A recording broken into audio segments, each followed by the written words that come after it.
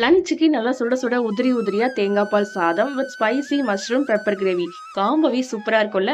அப்போ எல்லாருமே இந்த வீடியோ கண்டிப்பா சேவ் பண்ணி வச்சுக்கோங்க. இப்போ வாங்க எப்படி செய்யறதுன்னு பார்க்கலாம். குக்கர் நல்லா சூடானதும் தேவையான அளவு ஆயில் ஆட் பண்ணிக்கோங்க. 2 ஸ்பூன் அளவுக்கு கீ, ஸ்பைசஸ் எல்லாத்துலயுமே ஒண்ணு எடுத்து ஆட் பண்ணிக்கோங்க.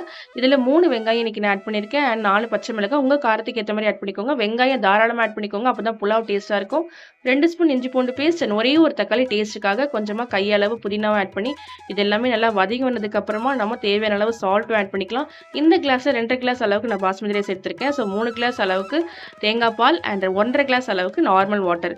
இது எல்லாத்தையுமே நல்லா ஒரு ஜென்டலா ஒரு மிக்ஸ் பண்ணிக்கலாம்.